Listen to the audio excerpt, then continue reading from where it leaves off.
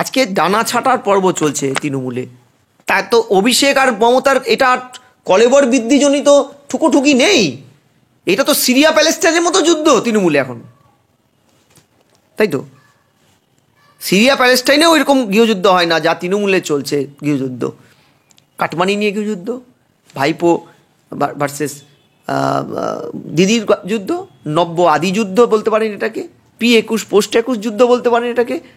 ফিরহাদ হাকিমরা জিতে গেছে তাই তাদের সব 7 খুন মাপ, সব কিছু জাস্টিফাই করে ওরা ভোট ব্যাংক দিয়ে, সেটা লুটে ভোট ব্যাংক করুক, হুসেন বোল্টের মতন ব্যালট বক্স নিয়ে ছুটে গিয়ে পালিয়ে গিয়ে পুকুরে ফেলে চিবিয়ে খেয়ে ভোটে জিতুক, তাও তো জনগণ তাদের জিতিয়েছে তারা মনে করে। তাই 7 খুন মাপ, সব কিছু তাদের মাপ, সব অন্যায় মাপ।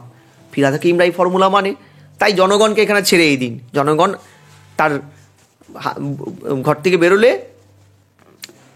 তার সিকিউরিটি সে নিয়ে বোঝেন, সে বাড়িতে ফিরবে কি না সে জানে না, ঠিক আছে? সে বর্ষা হোক যাই হোক, কলকাতা উন্নয়নের জোয়ারে ভেসে যাক। ইলেকট্রিক রেশন দুর্নীতি মামলায় প্রায় 14 মাস পরে জেল মুক্তি হতে চলেছে জ্যোতিপ্রিয় মল্লিকের, তিনি জামিন পেয়েছেন, কি বলবেন বিষয়টা নিয়ে? আর কি বলবো, ষোলকলাপূর্ণ হলো।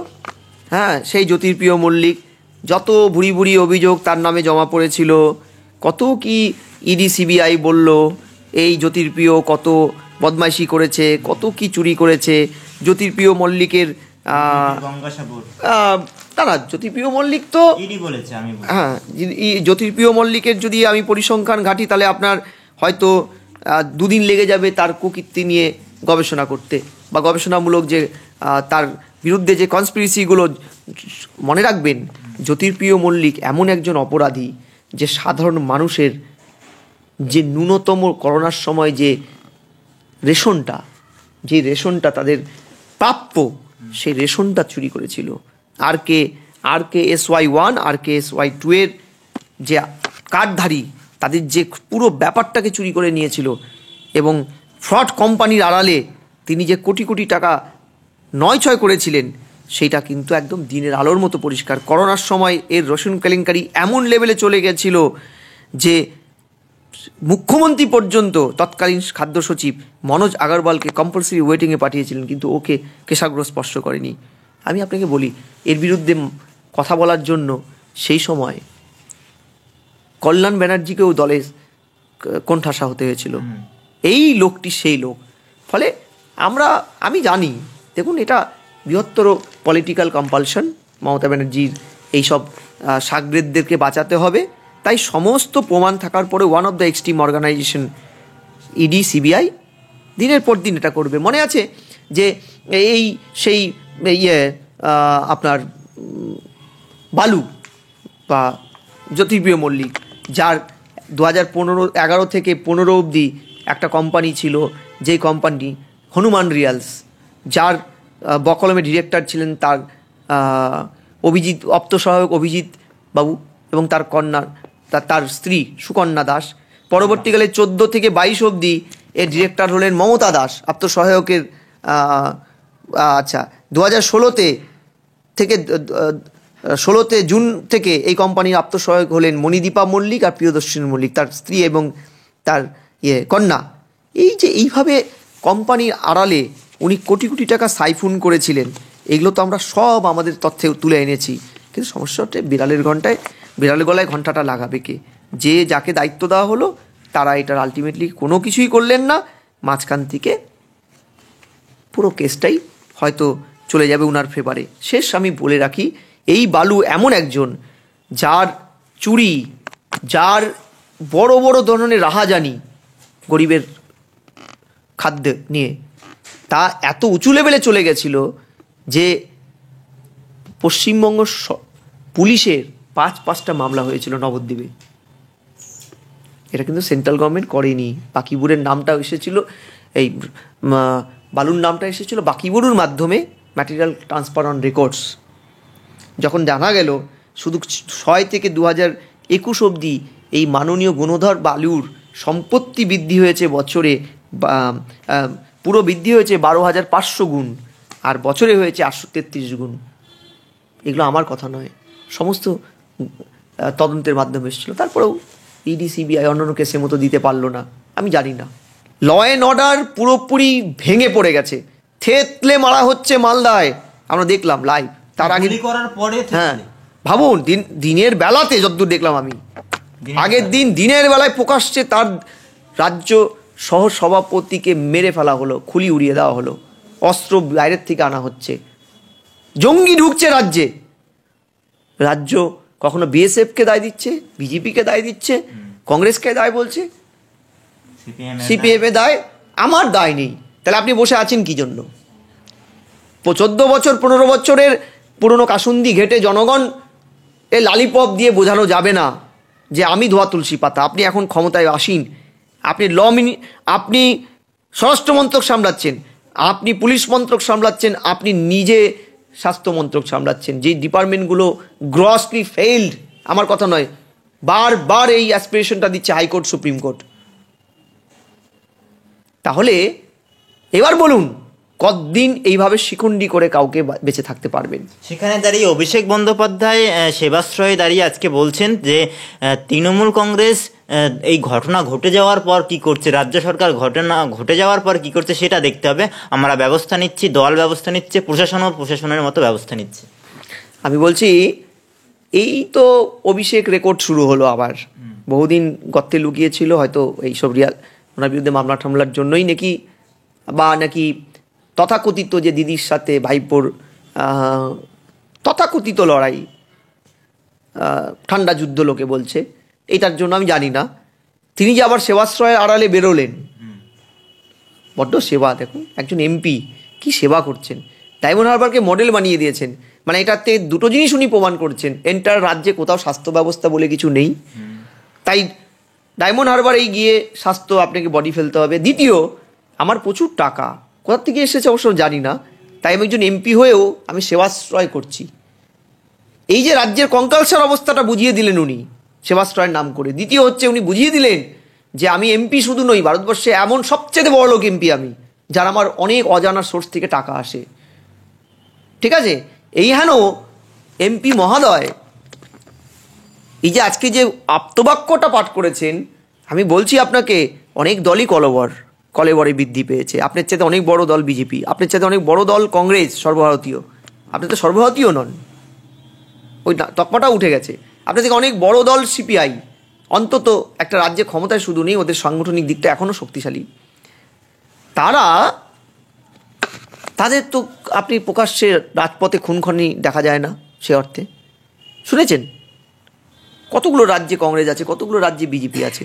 শুনেছেন কি কলেবর হয়ে, সেই কলেবরের মেদ যদি ফ্যাটি অ্যাসিড হয়ে আপনার লিভার সিরোসিস পরিণত হয় দলে, তাহলে তো কিডনি ফেলিওর হবেই অভিষেক বাবু। আপনার তো দলে কলেবর বাড়েনি, আপনার দলের ফ্যাটি লিভার থেকে লিভার সিরোসিস হয়ে গেছে। বন্দ্যোপাধ্যায় হুঁশিয়ারি দিচ্ছেন সর্বভারতীয় সাধারণ সম্পাদক হিসেবে, যে যদি তৃণমূলের কর্মীরাও, মানে নেতারা ছাড়ুন, কর্মীরাও যদি শৃঙ্খলা না মানে, তাহলে দলে জায়গা হবে না, দল কড়া ব্যবস্থা নেবে। সেই উনি কি ব্যবস্থা নেবেন? ওনারপন্থী সবাই আউট, ওনারপন্থী সব আউট। ওনার তো বেশ কিছু পদও বোধহয় চলে গেছে আরজি করের ঘটনার পরেই। ইভেন মনে আছে উনি কুণালবাবু, মমতাপন্থী কুণালবাবুর যে শিল্পী সাহিত্যিকদের নিয়ে স্টেটমেন্টটা, যে আরজি করে যারা মুখ খুলেছিল তাদেরকে সরকারি ইয়েতে উঠতে দেওয়া হবে না, সেটার আজকেও উনি বিরোধিতা করেছেন প্রকাশ্যে মঞ্চে, করেছেন তো। উনার চাকরিটা থাকে, প্রথম কথা তো উনি সর্বভারতীয় নন, কারণ সর্বভারতীয় তকমাটাই তৃণমূলের নেই। দ্বিতীয়, উনার পোস্টটায় উনি এখনো আলংকারিক। মমতা ব্যানার্জি নিজে বলেছে, আমি বা সুব্রত বক্সি ছাড়া দলে কেউ কোনো সিদ্ধান্ত নিতে পারবে না, মুখ খুলতে পারবে না। উনার পন্থী শান্তনু ওই সেবাশ্রয় গিয়েছিল বলে হাল দেখুন, চাকরিটা চলে গেছে, গেছে তো। উনার পন্থী কোনো মুখপাত্র চ্যানেলে বসে? দেবাংশু নেই, সুপ্রিয় নেই, কেউ নেই। আছে কি? রিজু ঘোষাল নেই।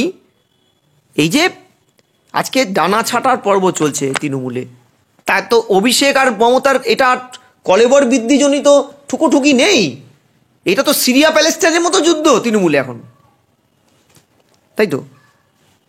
সিরিয়া প্যালেস্টাইনেও এরকম গৃহযুদ্ধ হয় না যা তৃণমূলে চলছে গৃহযুদ্ধ।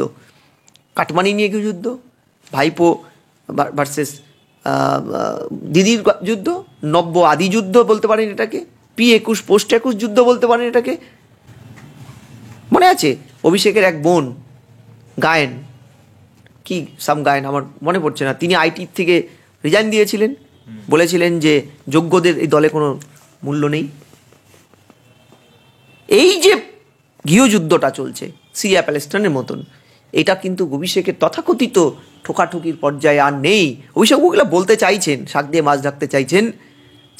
তার সেবাশ্রয়কে কেন্দ্র করে যে জনগণের মডেল তৈরি হয়েছে, যেই মডেলটা ডায়মন্ড হারবার মডেল, যে মডেলে মনে আছে আপনার ওই যে সেই ভ্যাকসিন, সারা পশ্চিমবঙ্গে সব ভ্যাকসিন নিয়ে উনি ওনার যে ডায়মন্ড হারবারে চলে গেছিলেন, সব ডাক্তার ফাক্তার নিয়ে, যে সমস্ত পশ্চিমবঙ্গে বাকি জায়গায় আর টেস্ট ফেস্ট কিছু হচ্ছে না, সব জায়গায় করোনা বেড়ে গেল, কারণ সব কিট নিয়ে চলে গেছিলেন ডায়মন্ড হারবারে। এটা কিছুই না, দলে ভর কেন্দ্রটাকে শিফট করার একটা খেলা, দ্বিতীয় ব্ল্যাক মানিকে হোয়াইট করার একটা খেলা। জনপ্রতিনিধি হিসেবে কাজ করছেন, সেই কাজটা তিনি করতেই পারেন। শুনুন, জনপ্রতিনিধি অনেকেই আছে, যেই কাজটা আপনি জনপ্রতিনিধি হয়ে করতে করতে হঠাৎ আম্বানির মতন অর্থ ইনভেস্ট করে করলেন, তখনই তো ডাল মেকুচ কালা মনে হয়। একটা এমপি, তার কত টাকা ফান্ডিং থাকতে পারে যে তিনি একটা মডেল কনভে করছেন? তিনি সারা পশ্চিমবঙ্গের সমস্ত ভ্যাকসিন নিয়ে চলে গেছেন, সমস্ত কিটস নিয়ে তিনি করোনা টেস্ট করেছিলেন, ডায়মন্ড হারবার মডেল হয়ে গেছিল করোনায়। এইটার কি তার ইকোনমিক্যালি পারমিসেবল? আপনার কি মনে হয় সাদা চোখে একজন এমপি পারে? পারে না তো। তার এই সোর্সটা কোথায়? কে বলল?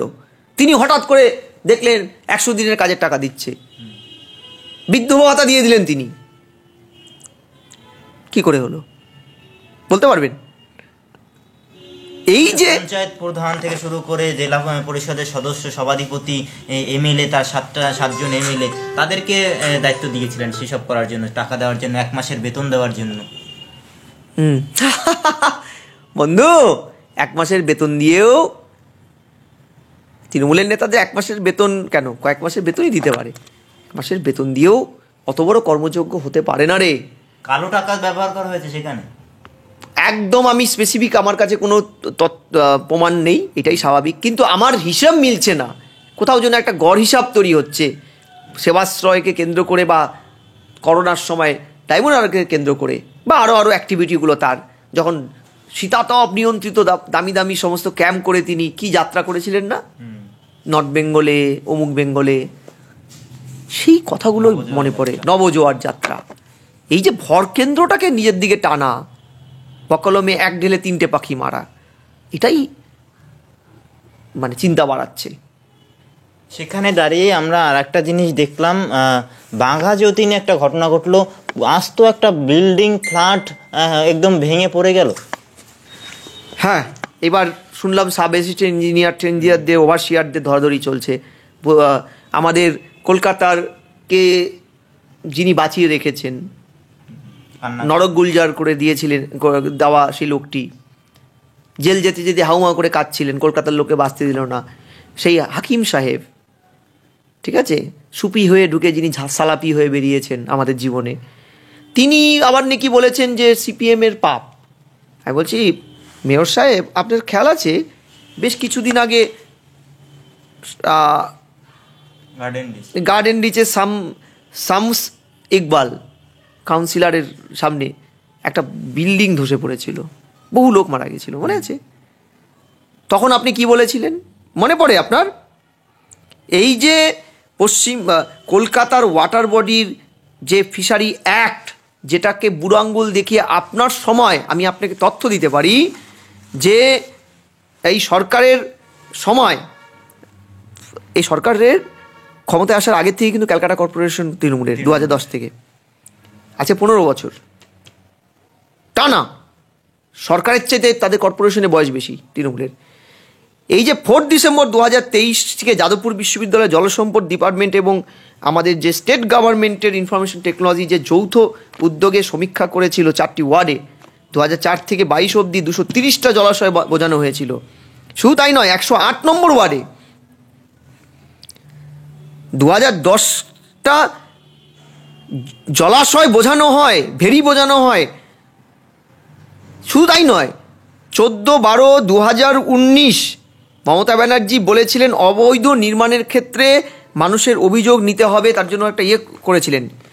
2016 2 তারিখ অগস্টের দ্বিতীয়বার ক্ষমতায় এসে তিনি বলেছিলেন জলাশয় বুঝিয়ে থাকলে পুলিশ প্রপারলি ডিল করবে ব্যাপারটা। এই সব কিছু যখন মমতা ব্যানার্জি বলছেন, তারপরেও এই সরকার 21-এ কলকাতা হাইকোর্টে হলফনামা দিয়ে বলেছিল 11 থেকে 21 পর্যন্ত 4222টা জলাশয় কলকাতায় বোঝানো হয়েছে। কই কি ব্যবস্থা নিয়েছেন বলুন তো? আপনার কর্পোরেশনের 400, 401, 401-এর এ ধারায় তো আপনাকে তো সে ক্ষমতা দিয়েছে। 2020 সালে জলতন্ত্র চালু করে আপনারা সাইকেল করে, ড্রোন করে নজরদারি করেছিলেন কলকাতার জলাশয় বোঝানো নিয়ে। কি করেছিলেন? কিচ্ছুটি করে